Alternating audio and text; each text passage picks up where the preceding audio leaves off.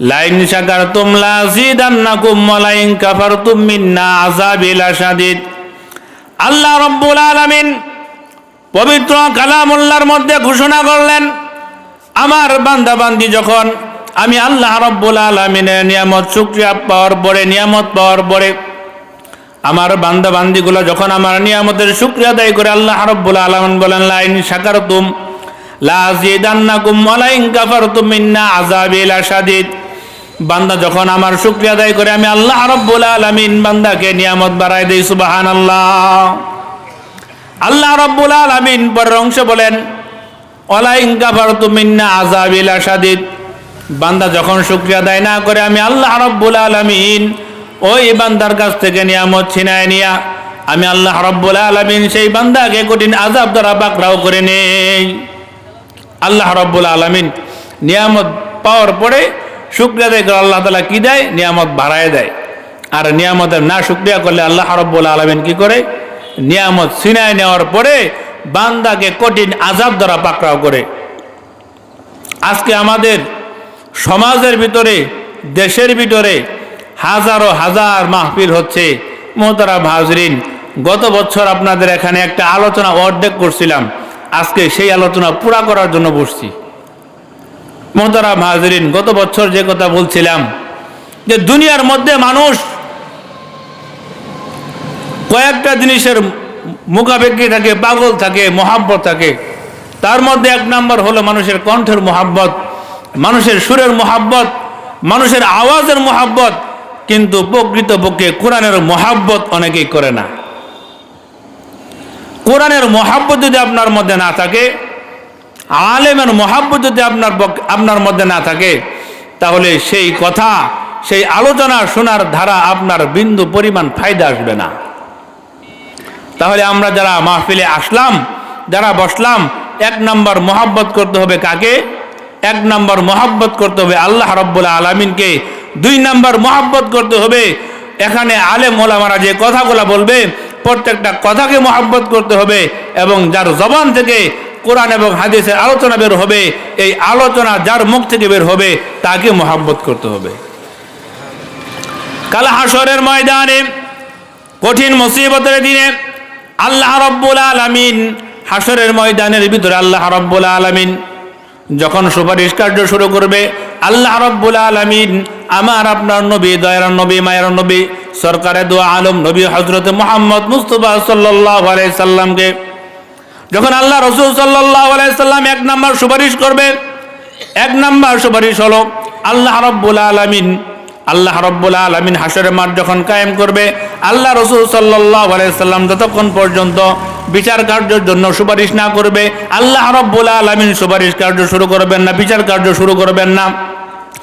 এই জন্য প্রত্যেকটা নবীগণ আল্লাহ রাসূলের সামনে যে বলবেন, ওগো আল্লাহর নবী, ওগো আল্লাহর নবী, আপনি আল্লাহ রাব্বুল আলামিনকে বলে দেন আল্লাহ রাব্বুল আলামিন যেন সুপারিশ কার্য, আল্লাহ রাব্বুল আলামিন যেন বিচার কার্য শুরু করে দেয়।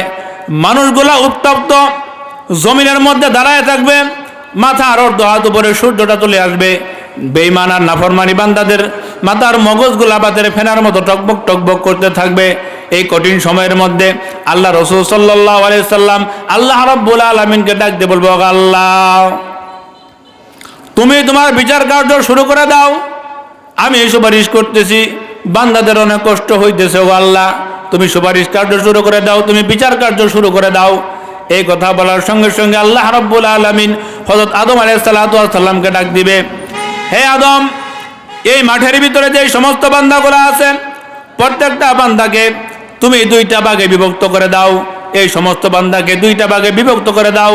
হযরত আদম আলাইহিস সালাতু ওয়াস সালাম ডাক দিয়ে বলবো, আল্লাহ রাব্বুল আলামিন দুইটা ভাগে ভাগ করব, সেই ভাগটা কেমন হবে, কি তরিকায় ভাগ করব? আল্লাহ রাব্বুল আলামিন ডাক দিয়ে বলবে, তুমি জান্নাতীদেরকে এক সাইডে দাঁড় করাবে আর জাহান্নামীদেরকে আরেক সাইডে দাঁড় করাবে। যাদেরকে আমি আল্লাহ রাব্বুল আলামিন বিনা হিসাবে জান্নাতে দিব তাদেরকে এক সাইডে দাঁড় করাবে, আর যাদেরকে সুপারিশ করার পরে জান্নাতে দিব আর নাফরমানি বান্দা হবে তাদেরকে এক সাইডে দাঁড় করাবে। হযরত আদম আলাইহিস সালাতু ওয়াস সালাম আল্লাহ রাব্বুল আলামিনকে বলবে, আল্লাহ রাব্বুল আলামিন কয় পার্সেন্টে আমি ভাগ করব এই সমস্ত মানুষদেরকে? আল্লাহ রাব্বুল আলামিন বলেন, আল্লাহ রাব্বুল আলামিন বলবেন হাজারে একজন করে জান্নাতি খুঁজে খুঁজে বের করা হবে। আল্লাহ রাব্বুল আলামিন বলবে হাজারে একজন জান্নাতি বের করবে, 1000-এর মধ্যে একজন জান্নাতি হবে। যখন হযরত আদম আলাইহিস সালাম এই কথা শোনার পর হযরত আদম আলাইহিস সালাম হাজারে একজন করে জান্নাতি বের করবেন। বের করার পরে আল্লাহ রাব্বুল আলামিন দুইটা ভাগে বিভক্ত করার পরে যেই ভাগটা ছোট হবে ওই ভাগটাকে আল্লাহ রাব্বুল আলামিন বলবেন এদেরকে বিনা হিসাবে জান্নাত দান করে দিলাম। সুবহানাল্লাহ। এরা কারা? আল্লাহ রাসূল বলেন এরা হলো বিনা হিসাবে যারা দুনিয়াতে বিনা দরখাস্তে যারা বিনা উজুরে যারা আল্লাহ রাব্বুল আলামিনকে মানছে, আল্লাহ রাব্বুল আলামিনকে স্বীকার করছে, তারা ওই হাশরের ময়দানে বিনা উজুরে বিনা সুপারিশে আল্লাহ রাব্বুল আলামিন তাদেরকে জান্নাত দান করে দিবেন। সুবহানাল্লাহ। আল্লাহ রাব্বুল আলামিন পরে বলবেন এদেরকে জান্নাতে দিয়া দাও, এদেরকে জান্নাতে দিয়া দেওয়া হবে। এরপরে আল্লাহ রাসূল সাল্লাল্লাহু আলাইহি সাল্লাম 2 নাম্বার সুপারিশ করবেন 2 ভাগে। আল্লাহ রাব্বুল আলামিনকে বলবেন, আল্লাহ রাসূল সাল্লাল্লাহু আলাইহি সাল্লাম আল্লাহ তাআলাকে বলবেন ও আল্লাহ রাব্বুল আলামিন আমার বান্দা এতিম বান্দা দুর্বল বান্দা, আমার বান্দাদেরকে তুমি নরম নরম সুপারিশ করিয়া নরম হিসাব নিয়া তুমি আমার বান্দাদেরকে তুমি আমার উম্মতদেরকে তুমি জান্নাতে দিয়ে দাও। আল্লাহ রাসূল সাল্লাল্লাহু আলাইহি সাল্লাম যখন এই কথা সুপারিশ করবেন, সুপারিশ পরে আল্লাহ রাব্বুল আলামিন 2টা সুপারিশের মাধ্যমে জান্নাতে দিবে। 1 নাম্বার সুপারিশ হলো সহজ সুপারিশ। এটা হলো কেমন সুপারিশ? আল্লাহ রাব্বুল আলামিন বলবেন ও বান্দা এই দেখো তোমার আমলনামা, এই দেখো তোমার আমলনামা, তুমি এই গুনাহ করেছিলে নাকি? এই কথা বলার সঙ্গে সঙ্গে ওই বান্দাটা স্বীকার করবে, ওই বান্দাটা স্বীকার করবে আল্লাহ আমি তো গুনাহ করেছিলাম, এরপরও আমি তোমার কাছে তওবা করছিলাম। আল্লাহ তাআলা বলবে বান্দারে আমি তোর তওবা কবুল করে নিয়েছিলাম। ও বান্দা তোর তওবা কবুল হওয়ার কারণে আজকে তোকে সহজ হিসাব নিয়ে তোকে জান্নাতে অধিবাসী করে দিলাম। সুবহানাল্লাহ। কঠিন হিসাব হলো আল্লাহ রাব্বুল আলামিন আরেক হাতে আমলনামা নিয়ে বলবেন বান্দারে এই গুনাহটা কি জন্য করছিলে, কারণটা কি? মুয়াজ্জিন সাহেব আযান দিছে, হাইয়া আলাস সালাহ হাইয়া আলাল ফালাহ, কল্যাণের জন্য আসো, নামাজের জন্য আসো।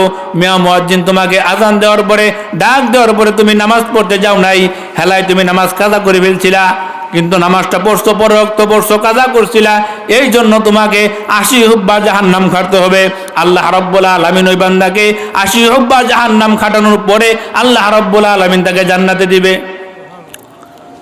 আল্লাহ রাব্বুল আলামিন এই ঘোষণা করার পরে আমার আপনার নবী দয়ার নবী মায়ের নবী সাল্লাল্লাহু আলাইহি সাল্লাম আরেকটা সুপারিশ করবে। 6টা সুপারিশের মধ্যে 4 নাম্বার সুপারিশ বলে শেষ করতেছে। 4 নাম্বার সুপারিশটা হলো আল্লাহর রাসূল সাল্লাল্লাহু আলাইহি সাল্লাম সুপারিশ করবে ও আল্লাহ রাব্বুল আলামিন আমার বান্দা তো না বুঝে গুনাহ করেছিল, আমার বান্দা তো বুঝে নাই, গুনার জন্য বুঝে নাই। ও আল্লাহ রাব্বুল আলামিন আমার বান্দাদেরকে তুমি আরো সহজ করে হিসাব নিয়ে তাদেরকে জান্নাতের অধিবাসী করে দাও। এই কথা বলার পরে আল্লাহ রাব্বুল আলামিন ওই মাঠের মধ্যে দেখবে যেই সমস্ত বান্দার নুরানি চেহারাগুলো সুন্দর জগমগ জগমগ করতেছে, যারা ইমানদার ছিল কিন্তু গুনাহ করেছে, ইমানদার হওয়ার পরেও যখন গুনাহ করছে ওই সমস্ত বান্দাদেরকে আল্লাহ রাব্বুল আলামিন বললে তোমাদের একটি নির্ধারিত সময় পরিমাণ তোমাদেরকে জাহান্নামে দেওয়া হলো, এই সময় অতিবাহিত হওয়ার পরে তোমরা জান্নাতে যাবে। এরকম ভাবে আল্লাহ রাব্বুল আলামিন 6টা সুপারিশ করার পরে বান্দাদেরকে জান্নাত পর্যন্ত পৌঁছাবে।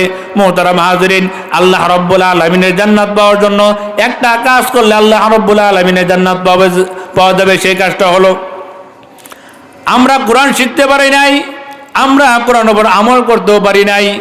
আজকে আমরা যদি কোরআন ওয়ালাদের সাথে মহাব্বতে থাকতে পারি, সহবতে থাকতে পারি, কোরআন ওয়ালাদের চেহারা যদি দেখতে পারি, আল্লাহ রাব্বুল আলামিন আমার জীবনে গুনাহ মাফ করে দিয়া কাল হাশরের ময়দানে ওই আলেমের সাথে আপনাকে আমাকে জান্নাত পর্যন্ত পৌঁছাই দিবে। সুবহানাল্লাহ। তো মুহতারাম হাজিরিন, চিন্তা করবেন, এইটা খেয়াল করবেন আমরা যেন আমাদের দ্বারা কোনো আলেমের যাতে বেইজ্জতি না হয়, আমাদের দ্বারা যেন কোরআনের বেইজ্জতি না হয়, আমাদের দ্বারা যেন কোনো আলেমের সম্মানহানি না হয়, এটা চেষ্টা করি ইনশাআল্লাহ। আল্লাহ রাব্বুল আলামিন আমাদের সকলকেই কোরআন সুন্নাহ মেনে চলার তৌফিক দান করুক এবং আলেমদেরকে সম্মান করার তৌফিক দান করুক। সকলে আমিন। ওয়া আখিরু আলহামদুলিল্লাহি রাব্বিল আলামিন। আসসালামু আলাইকুম ওয়া রাহমাতুল্লাহি ওয়া বারাকাতুহু।